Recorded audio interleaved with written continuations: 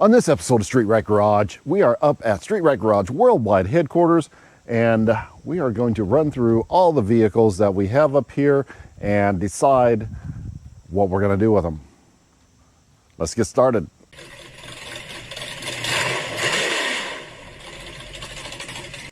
So I have made videos in the past inventorying the vehicles that I have and what we're going to work on, but we have a lot more subscribers, a lot of new subscribers lately.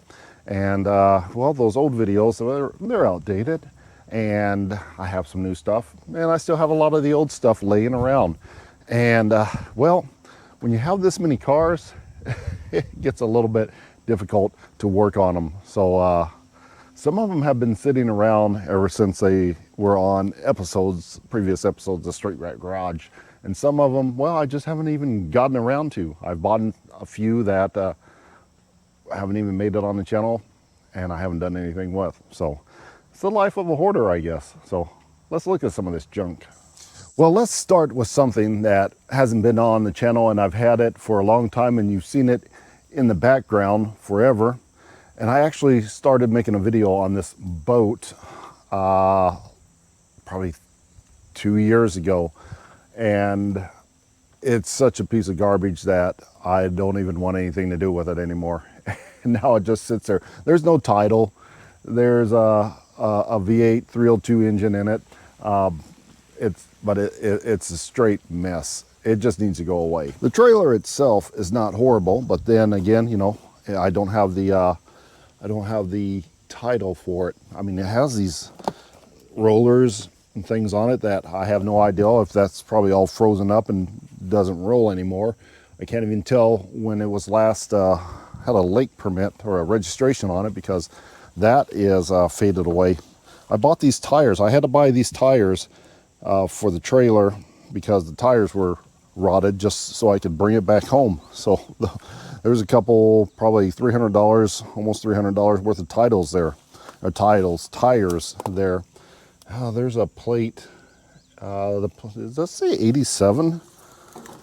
Are you kidding me? That plate says 1987. Wow, really? Has it been there that long? Oh, well, I've been growing some, I don't know, poison ivy or something in there. I don't know what that is. It has a Ford 302 engine that turned over about halfway a couple of years ago, and probably has since been, you know, gotten water and moisture in there, probably completely locked up and rusted on the inside. The steering wheel's cool, the instrument gauges are cool, but oh, this thing it's such garbage. You can pick boats up all day long for, well, nothing practically. I think I gave like $100 or something for this for this whole thing, and it definitely was not worth it. It's a Sea Ray, which I don't even think those are the best. So I may just give that away someday. I'll take the tires off of it. Those tires, they're still good. They're brand new. They are maybe 50, 60 miles, if that, and parked it there. And they're the same size as my trailer tires, so we can do something with that and just get rid of that. That's garbage. Well, this car right here is a 2011, I think. 2011 Chevy Camaro, and I bought this at auction, the impound auction, Indianapolis impound auction. I don't know, it's been about a year ago, give or take. She's been hit in the front end. This has its own video when I brought it back, looking it over, trying to decide what I was going to do with this. And I wanted to take this engine out and put it in my Monte Carlo, but I have since tossed in the 305, and we've been working on that. But I mean, the frame rails are shot, the cradle's shot. It's just a mess. I keep thinking about putting this back together and doing something with it, but I don't know. It's best as a parts car. I mean, it's been hooptied up there a little bit, trailer parked or rednecked or whatever you want to call it, but it's not great. Plus the airbag is deployed. Oddly enough, this has got like the greatest battery ever in it, because I started up once every month or so, and it just fires right up. Watch it not start now. There she goes. She's got a pretty wicked exhaust note.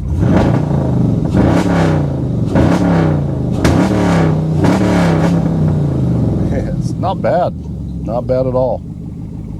So I really need to find something to put this engine and transmission into. I mean, everything is here. This is basically an LS swap kit, 6.2 LS swap kit. Computer's there. Well, you know, it's a car. Everything's there. We just have to delete the VATS, vehicle anti-theft system, with HP tutors, pull this thing out, and as soon as you delete the VATS, you can fire this thing up on the ground if you wanted to. If you had a, you know, a fuel system plugged into it, you can start it up just like you can an old 350.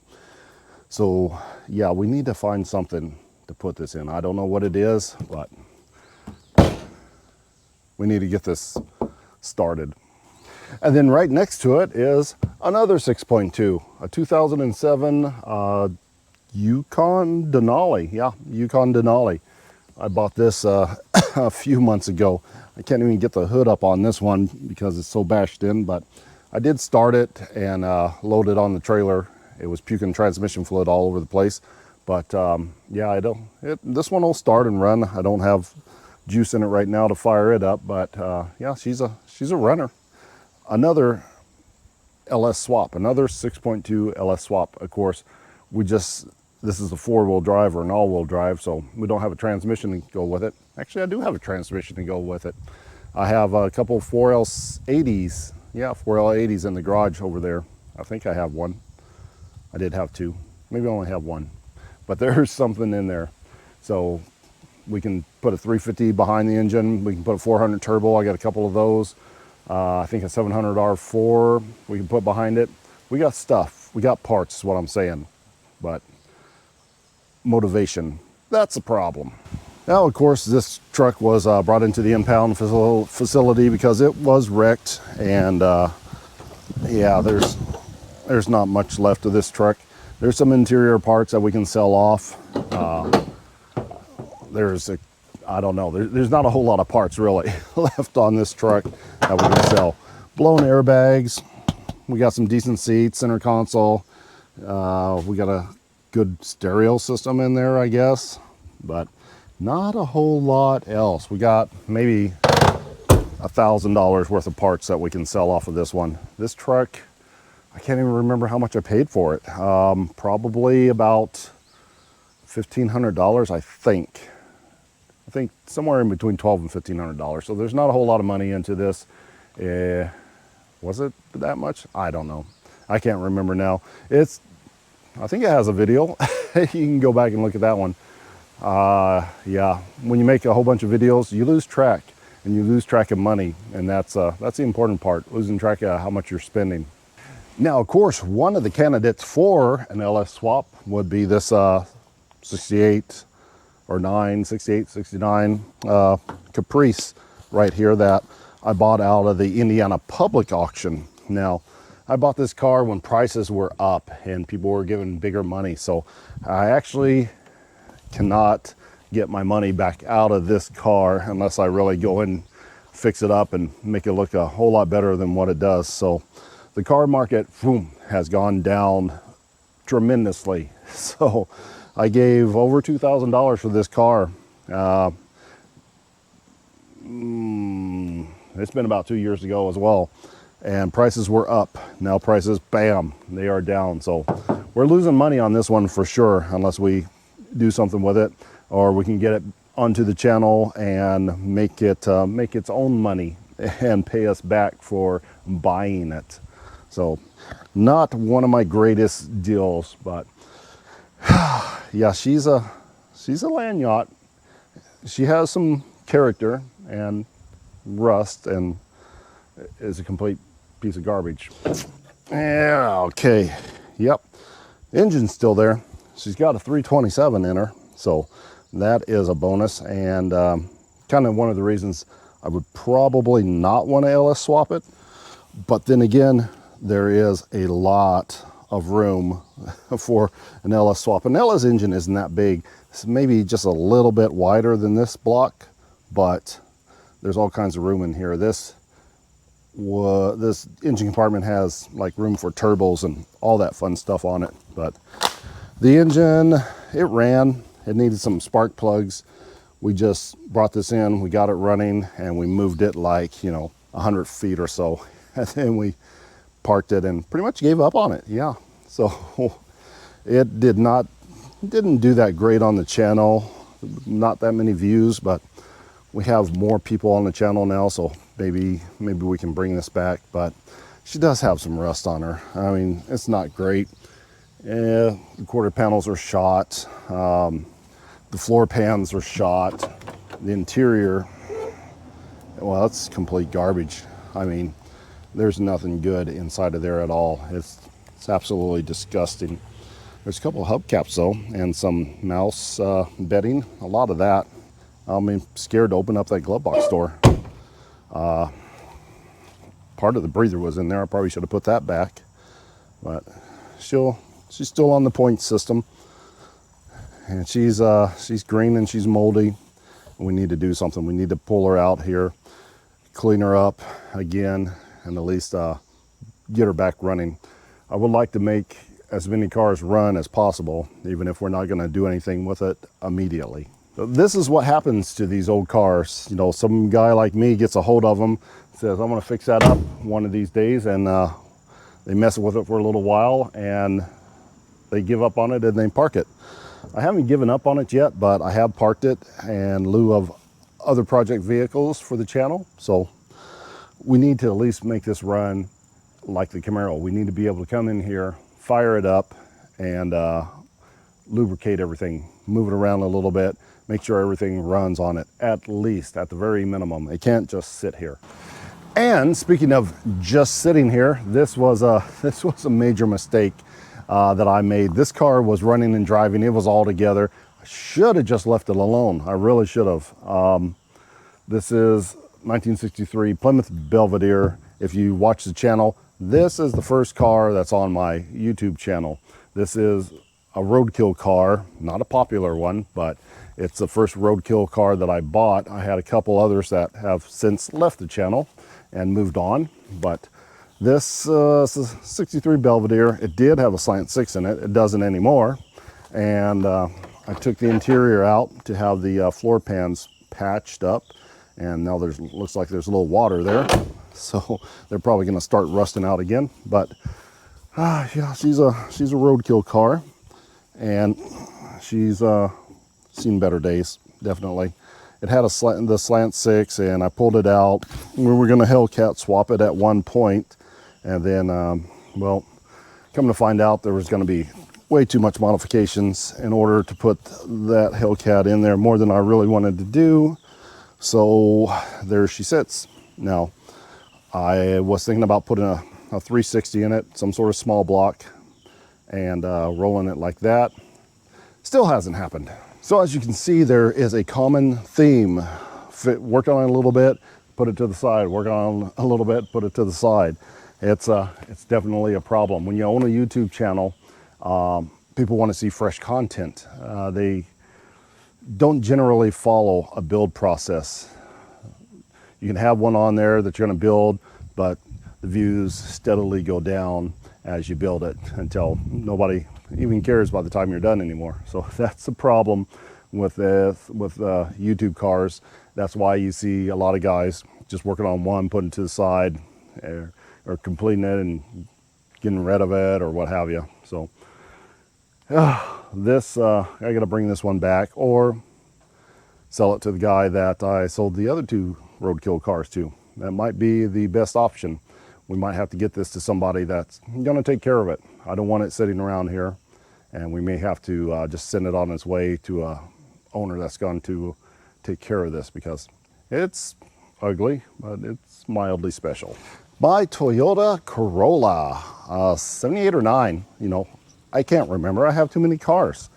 But there's no engine in here. There's no transmission in here. There's nothing in here. So the thought was to make a Aussie style burnout car. The Aussies really like these Toyota Corollas. There's a couple of them. Just YouTube up a Toyota Corolla burnout car and you'll see, I know at least 2 of them that are really, really spectacular. But these are not hard cars to build for burnout cars.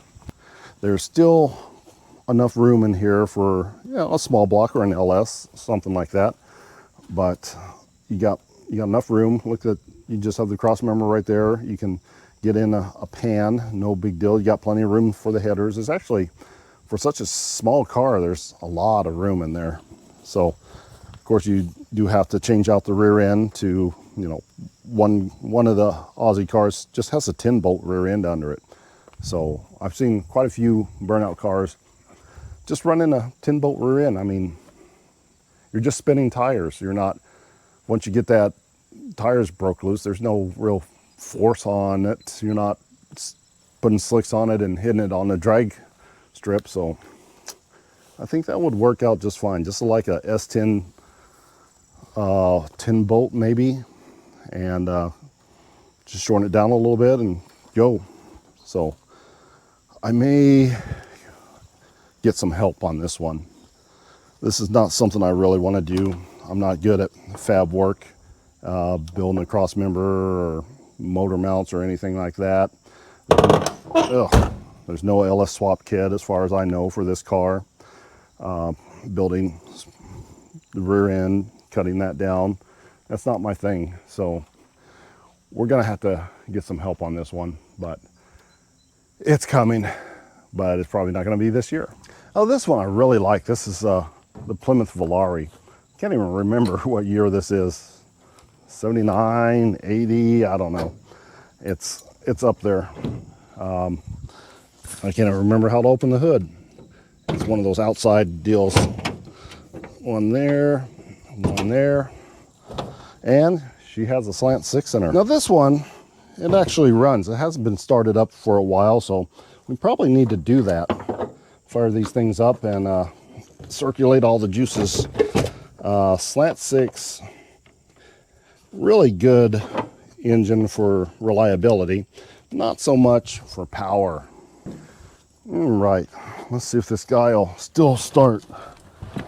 I like this car. The odometer shows 66,000, probably 166,000. So, will she run? I don't know. Did I have to have a separate fuel system for this? Maybe. Let me check. I can't remember if I had a separate fuel system for this, if it ran off the tank or if it ran off a boat tank. There's the fuel pump. Here's a line, and yeah, I had it running off a gas can. That's right. So no gas. Let me grab a gas can. We'll fire this up. All right. So I'm gonna throw a little bit down the carburetor to get things going, and then we'll just slide the hose into this gas can, and hopefully she'll start pulling right off of there. Set that there. Boy, that's a tiny, whoa, that's a lot. A tiny carburetor. We'll put this back on so, you know, the fire doesn't get out and spread when it backfires. There we go. Okay, we'll take this, stick this hose in this government approved gas can and set it here so it can spill, and douse the engine with gasoline so it all burns up. All right, let's give it a try now. Whoop, lost battery. There we go. Things are a little bit corroded here and there. Try it again. Oh, where'd it go? Click. What is wrong now? Huh. Nice. Okay, I think I got it this time. Oh, apparently I don't. Oh man, these cables are so corroded, it's ridiculous. come on. Maybe it's down there at the starter.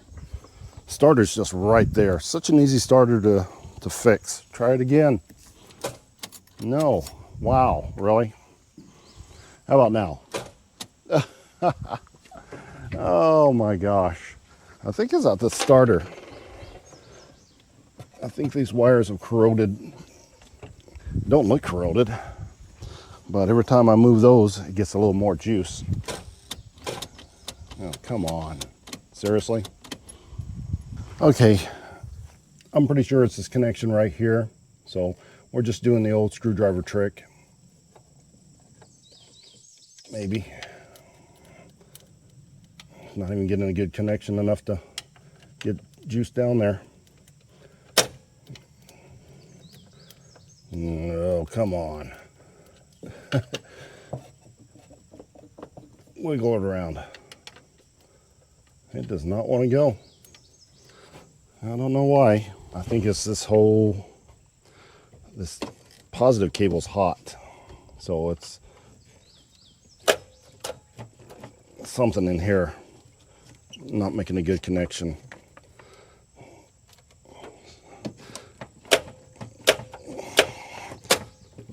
Yep. It's this connection right here, this hot wire. Yep.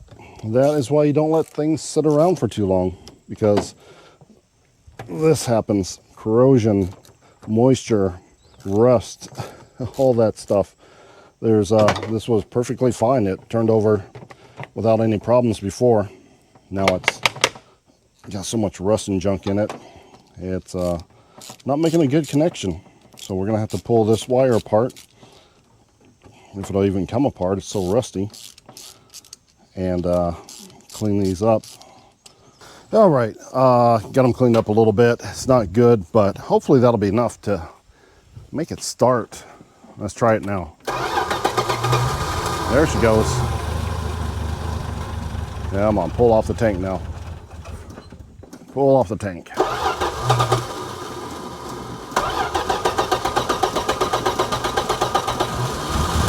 There she goes. Yeah. And it's gonna sit there and idle, is it? Maybe. Well, she's idling a little bit low, but she is idling.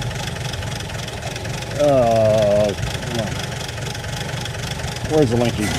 Oops, there she goes. Yep, that's the sound. That's the sound of a slant six. That is the noise they make. Unmistakable. So she runs off the jug, and I think she still moves. All right. Oh, didn't have any brakes.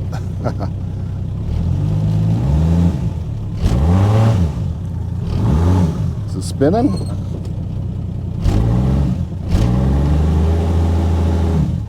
I think it's spinning. Oh. Come on. Oh, there we go. No brakes. Okay, she moves. She runs and she moves. Actually sounds pretty good. So that brings us around to our 2014 Dodge Charger. So this one was bought from govdeals.com. If you haven't seen my videos, my auction videos, I oftentimes buy from government auctions. Usually get some pretty good deals. This one I might have messed up on as well. This is rapidly turning into a video of cars that I probably should not have bought. But this was, I think it was just under $2,000, maybe $1,700, somewhere right in that market. But this runs perfectly fine. But as you can see, she's got some bullet holes. I have showed this car on one of my other videos before, but I don't think I started it last time, maybe not. But she's got some bullet holes. That's from practicing at the gun range on this one. Got some through the sides, through there, and the back window's been busted out. And I just opened up the trunk, and well, I just saw this. It is full of water. Now, I thought there was supposed to be drains in the bottom of these things, but apparently that one's either plugged or or I have to pop out a drain plug. So I'm gonna have to look around for that. And it still has power. Let's see if it'll start. Okay, let's see if we got anything. Well, she starts. Awesome. I did not think that was gonna start. She's got a little bit of a tap in her when she first starts up, but it goes away when that oil pressure comes back up again. So it's got 149,000 miles on it. I was almost sure I would have had to jump started that, but I guess not. Hopefully that tapping settles down. It really didn't do that before, but these are known for the oil pressure to seep down a little bit until they get re-lubed back up. But they're also known for the Hemi tick, which usually doesn't go away. But this one in the past has been going away, and it is getting quieter. So we're gonna let this run for a little while. But as you can see, she's got the 5.7 in her, and it actually runs pretty good. It's just absolutely filthy right now. I don't know what to do with this car. The windshield is like $300 for the front one and like $400 for the back one. So we'll have $700 into just glass, and then we have to replace 3 of the doors. That back one's good, but that front one and these 2 sides have bullet holes and broken out glass in the back. So that's probably another at least $100 a door if I get a good deal on doors. So I got about another $1,000 plus a hood, probably another $1,200. So this we may be cutting this one down.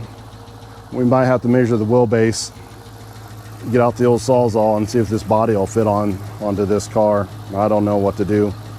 That's an awful lot of money to put in this already $2,000 car to be $3,000, probably $3,500, and not be able to get our money back.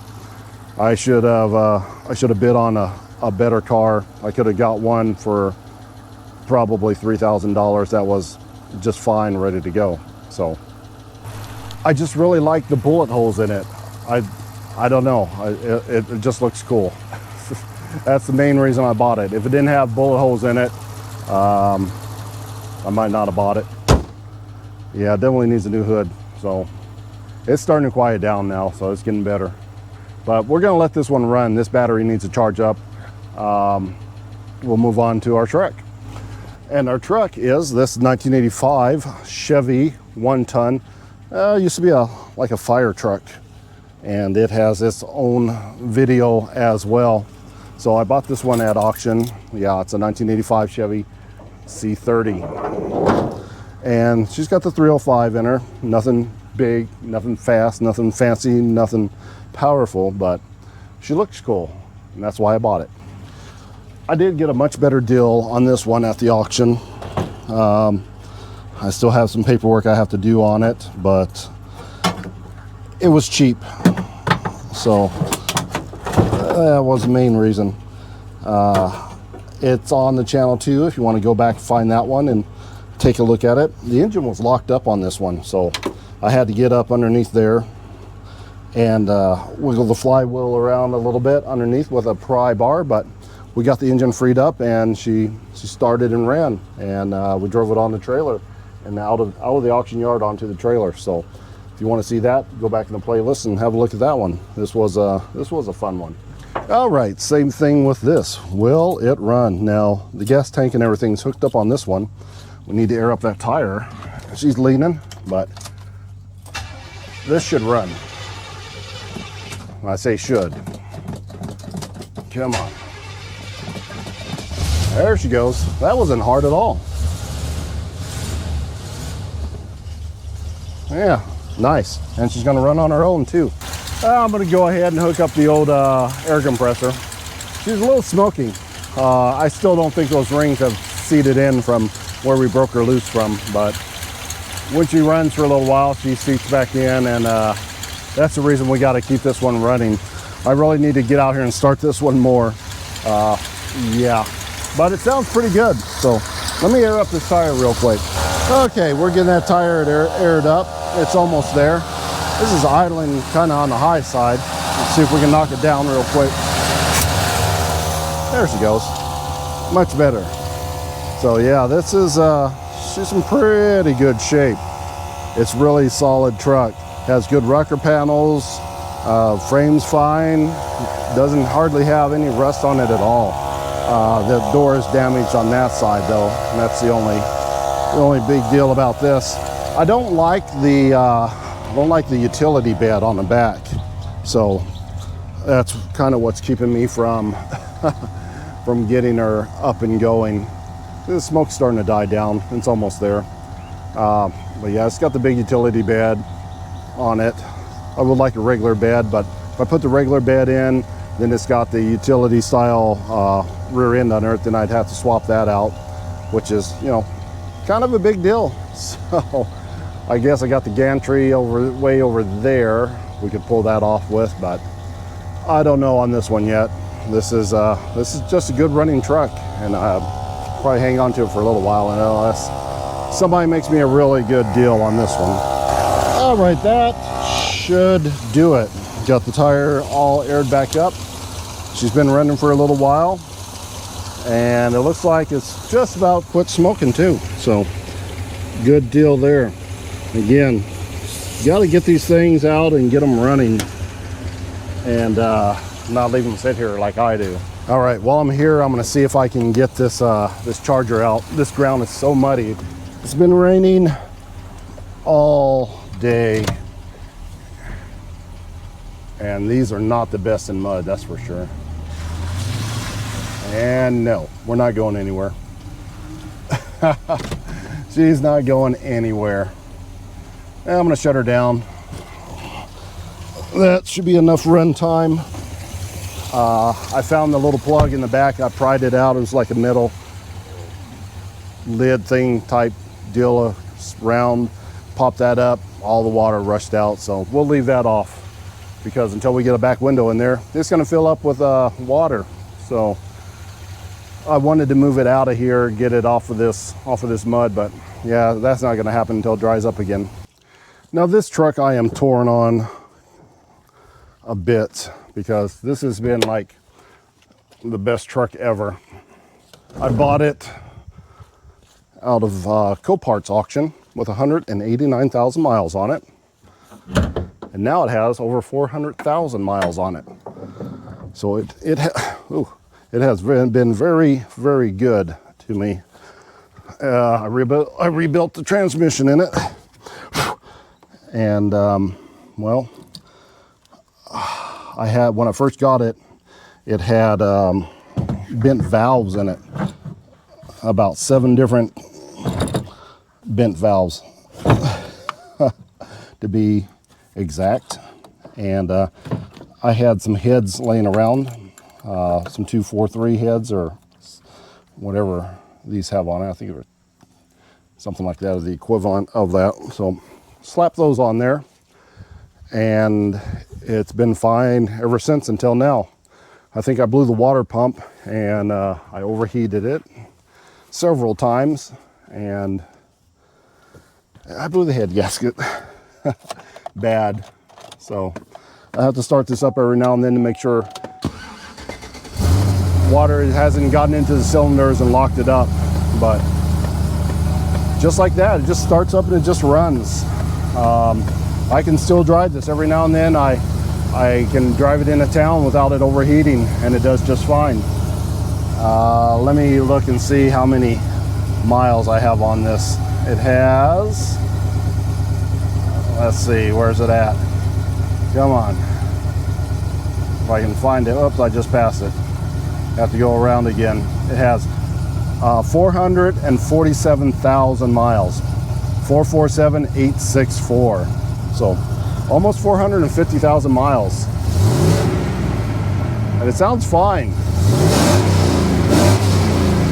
Perfectly fine, but you run it enough and that head gasket leak will come back.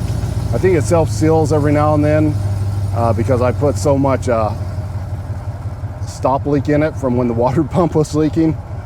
It heals up sometimes, but it's not good. I don't know if you can hear that noise it's making, but that's a water pump grinding away on the inside there.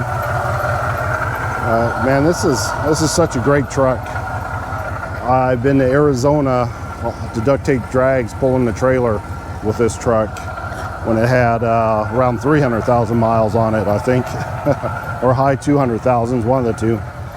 But it's perfectly fine. There's nothing wrong with this besides the fact that I blew the head gaskets. So I probably should, I don't know. Well, I have two options with this truck. I can either yank that 6.2 out of that Yukon Denali and throw in there. That'd be kind of cool. Or I just fix the head gaskets and see if we can get it to 500,000 miles. I mean, I think that would be even better. I mean, I've seen 5.3s with 1 million miles on it, so I know it'll do it. But I never run one up to 500,000 before. Actually, this is the highest I've ever ran a truck up to, that 440,000 miles. So we're gonna have to think about this, but it's such a great truck and I need a truck right now. So we'll see what to do with it. I don't know yet. I guess I should walk you around it real quick though. I've always kept good tires on it, so it has good tires on it. The seat has been worn out from me in and out all the time, but we do have some pretty good seats in that Yukon again that we can throw in there. Of course, they're power seats. This is not power seats, so we'd have to rig something up there or switch it over somehow. But I mean, it's solid all the way around. It come from New Orleans, so it's a southern truck, so it's not all rusty or anything. It's missing the bumper thing because I was trying to push somebody, and this little ding right here has been there since I bought the truck. It was a work truck its whole life, and it's apparently gonna die a work truck unless I fix it up. Headlights need to be redone. They look bad. Besides that, it's a good truck. I really enjoy this truck. Now this right here is possibly the most garbage can thing that I own. This, I don't even remember the year, like a 04 or something like that. Chevy Cobalt. Oh, this thing is so awful. There's still a battery in here that is completely junk, but I bought this at auction again, just trying to, I don't know, make some content and see how cheap of a running car you can buy for, you know, out of the auction. This was $500. It runs technically, but it is so bad. I mean, it's complete garbage. I guess I should turn the power pack on, huh? It will start, it will move, and I have, in fact, driven it down the street before, but there's so much wrong with this. But it starts right up. I mean, it's been sitting here for a while now, and the thing just starts and moves. No problem. So, but it is so garbage. I mean, I don't know how something that's so junk can just start up and move just like that without any problems. And it actually sounds good. Doesn't rattle, doesn't clank, at least not until you drive it down the road. The hood doesn't open, apparently. There she goes. Got the Ecotech, got the big old engine covers on it so you don't see how ugly the engine is. Yeah, but it's been wrecked a few times. It's got the bumper's been replaced. Its bumper's cracked in the back. The battery's junk. Been hit, sideswiped on this side. It has almost no brakes. It has a bad wheel bearing on that side. It actually has the caliper on this side wired on with like some coat hanger. So it's awful. It makes the worst sound going down the street ever. I don't know how this was being driven on the street because this was an impound. Somebody was driving this down the road, got pulled over, and the car got impounded, probably for being so incredibly unsafe. It's ridiculous, but and it's got rust on the lower rockers, but I mean, it just runs. I mean, there's somebody out there with some mechanical knowledge that could buy this car, fix it up, and just have something to drive back and forth to work, and it runs just fine. Somebody that doesn't care about what it looks like, that just needs to go to work and make some money. That's what this car is good for. Or it's also good for me taking it to the scrapyard and just getting rid of it because I don't like it. I can probably get in here and just, you know, drive this one around. This is probably the only thing that's gonna move through all this mud and junk. So, I mean, it just goes front wheel drive, 4-cylinder car. That's actually, I think it's getting stuck now. Yeah, it's still moving. Not very well, but it smokes. Can you see the smoke? It does smoke a little bit. But she's moving through all the mud.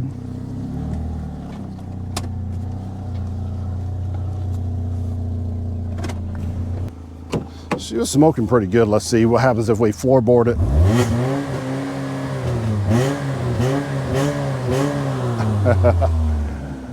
Yeah, I don't know. It's starting to clear up, I guess. It just hasn't been fired up in a long time. So we'll let that sit there and run for a minute. Here comes some smoke, and move on to the next thing. Now here's one that you may have seen before. It's the old Malibu from Josh, Sleeper Dude. So I picked this one up over a year ago, and it took me about, 8 months to even go down to Tennessee to pick this up from him. But this is his old burnout car, and she's seen better days. It doesn't have a title. It's all rotted out right along here. It's not great. Smacked the wall real good right there. But this is, I believe this is his first burnout car that he had. She's garbage on the outside, but she's got some pretty good interior on the inside. Look at that interior. That is pretty nice. So, what can we do with this one? Well, I mean, we could do budget race car stuff and see just how cheap you can build a car for. I'm only $300 into this car, or $350, I don't know, plus gas going and getting it. Let's just call it $500. $500 in it. There's no engine, no transmission, but we can grab an LS or a 350 or a big block or something, slap in there, and see just how cheap you can build a, I don't know, I would like to say 10-second car for, but once you get down in the 12s, 10 to 12, it's kind of starts to get a little pricey. It's not that easy to go fast for, cheap. But we can see if we can spend I don't know, $3,000, maybe something like that, less than $3,000, maybe $1,500. That'd be cool. Anyway, that's what this car is all about. We're just gonna leave it sit here and see what we can do with it. Budget build race car. And next on the list is our 1971, one or two. There's a sticker on it. I think you can still read this one. It has not been sitting here that long. Yeah, it's a 1972 Cadillac Deville, I think it is. But this is a pinnacle of luxury in 1972. So she's from the auction as well. I did not give much for her, but come to find out, I think the transmission's shot. It didn't have a key in it, and it had marks on the tires somewhere, which usually means an abandoned vehicle, which usually means it didn't run very well. But I knew that when I put a bid in on it. And also, if you see this abbreviation, ABV, that's not abbreviation, that's abandoned vehicle. So, somebody let this sit outside their house, probably in the alleyway in the city, and the city don't play that. They towed it away, and they didn't come and get it. And it actually had power. And it still has power, but not enough to crank it up. So let's put the power pack on this and see if she'll crank. All right, let's put some power to this and see see if we can't get this to crank up. Okay, hopefully everything is connected properly. Oh, there she goes. Oh, I lost connection to the throttle cable. One of the things that was wrong with this is this throttle cable, like I said, come disconnected. There we go. Popped it right back on. I don't know how that pops off. I mean, that's pretty solid connection. All right, let's give it some pumps. Come on, start up. Okay, I'm running out of power on the jump pack already. Oop, horn works. So it looks like we are gonna give it a little bit of juice down the old carburetor. Oh, that's a lot of juice down the old carburetor. So that's our next fire. Back inside, a few more pumps. Oh, there she goes. Come on, run. That was easy enough. Just had to give it a little bit of juice. Now, when this is cold, it'll move, I think.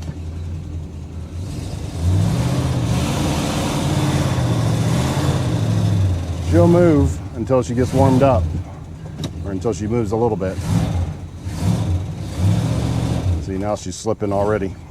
So, I don't know. Pretty sure the transmission is going out on this one. And she's also got a little bit of a tick. Now, my one thing is about this is that may save us is it may be low on transmission fluid. And this stick, I don't think is the right stick for it. So it says way over full on the stick. So, but it doesn't, the stick doesn't go all the way down into the tube. I don't know. But if it's not going all the way down in the tube and it says over full already, it probably is a transmission, because if the stick's not reaching all the way down in there and it's got that much transmission fluid in it, then yeah, somebody's added some, hoping that was a problem. So yeah, we're pretty sure that it has a bad transmission in it, but it runs pretty good. Like I said, a little bit of a tick, but you know, that's why you got to start these cars up, keep them oiled up.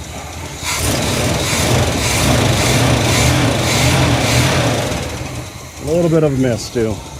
So, but she's a pretty good looking car overall. I really like this one, and we need to bring her to the channel. We didn't make a video on this one at all, I don't think. So we need to get on this. Let's try to find a transmission for it and get her up and running again. Or should I say up and moving again. She moves, but not very well. But she started right up after we added a little bit of gasoline to it and sitting there idling just fine. Yeah, got to do something with this one. I'm pretty sure this engine's been rebuilt at some point, because it's all been repainted. It looks like, you know, somebody went and regasketed it and was taking care of it. There's a lot of receipts inside the car too, so she's not the greatest on the inside. A little bit beat up, nasty seats. I mean, that's not what a Cadillac should look like on the inside for sure. She's all worn out. But I think I saw a parts car that we might be able to go get and use. Transmission, interior, all that fun stuff. So stay tuned, this one is coming to the channel.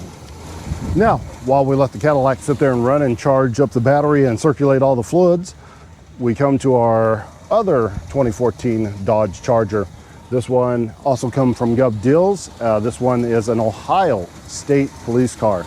I only gave, I think, $1,500 for this one, but it has a bad cam. It has more than just the Hemi tick.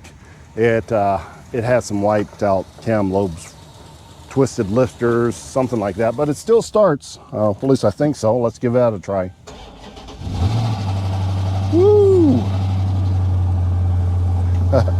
Does not sound good. Not at all. Can you hear that kind of squawking sound? Squawking and ticking. I'm pretty sure a lifter is probably sideways in that a little bit.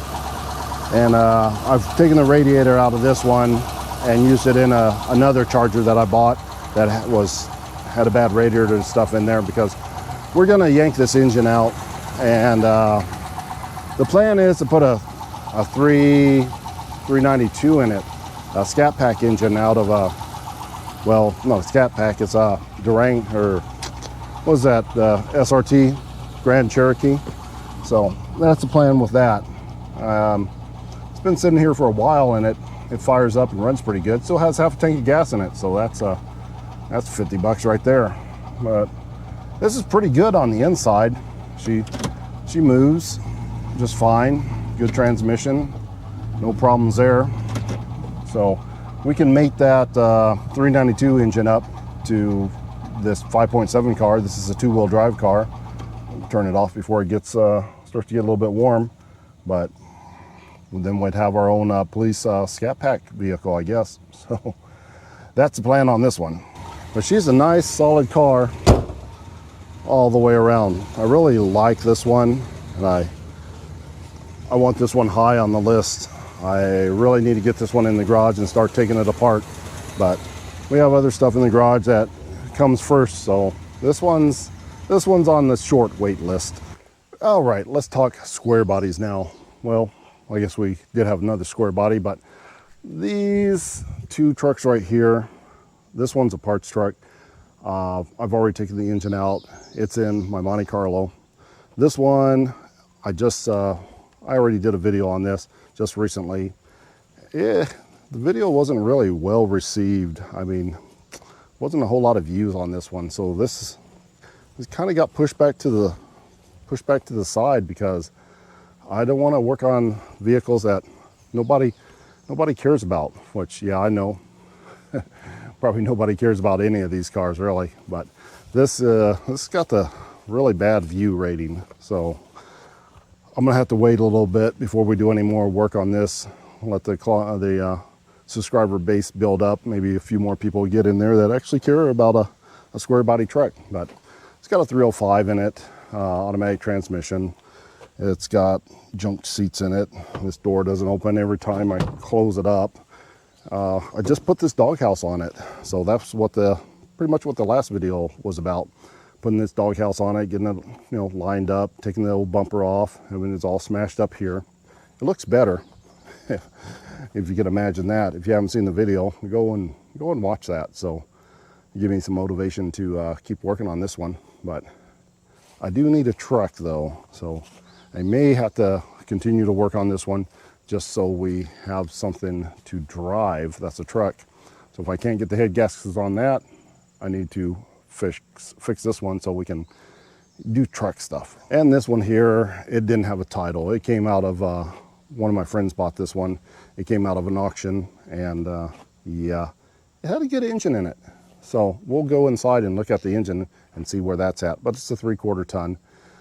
There's still some good parts left on this one. So we'll slowly eat this one away until there's not much left. But wish I had a good seat in it. I need a good seat for a square body. But got instrument clusters and steering columns and glove box doors and all sorts of trim on it. Camper special, so hubcaps, rear end, and all that stuff is still good on it.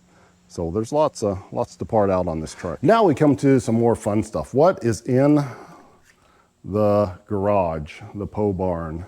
Well, we still have the Chevette. It wasn't as big of a seller as I thought. I overpriced it, and now I'm just working my way down. This is our car that we are flipping to help pay off our Jeep. So this is the last car that we had, and I cleaned it up, got it looking a lot better, but I didn't fix the brakes on it. So I think that's kind of stopping it. So I'm in here trying to see what it's going to take to fix the brakes, make it an actual driver. And a couple people that's come out and looked at it, yeah, I really don't think they were car people.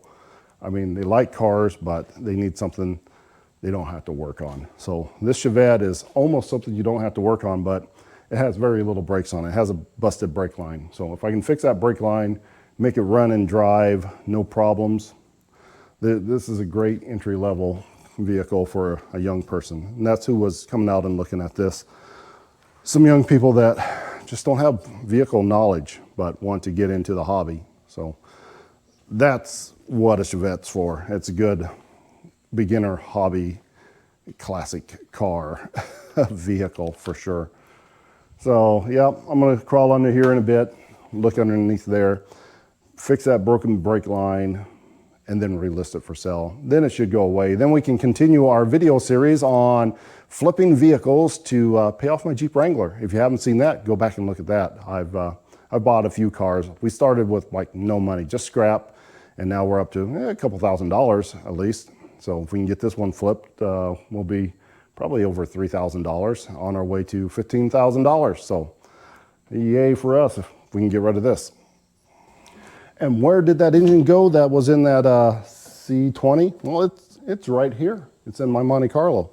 We put this in hopes to go to Hot Rod Power Tour. That never manifested itself. Yeah, I guess the shocks are pretty good on that.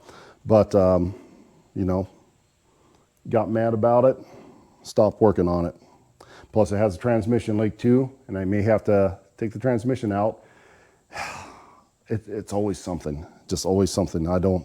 I'm tired of this car, but I can never get rid of it. I bought this when I was 17, and well, I'm not 17 anymore, so it stays around. I work on it little by little, and it will get there, promise. People actually like this car, but I have to, you know, spread it out a little bit. I can't do a video series one after another about just this car. So it's gonna have to sit here for maybe a few more weeks and let people forget about it and be curious about it again. And then we'll get it back out, do some more work to it. Hopefully next time we can take it down the street. It's almost ready for that. I mean, it's just about ready to drive. This is like my most favorite car for the channel, so it stays around no matter what. That brings us to our 1969 Chevelle. Probably the most desirable car that's in this entire lot, but it is complete garbage. It is so rusty, it's ridiculous. But hey, where can you find a 1969 Chevelle anymore? That's not, you know, $1 billion.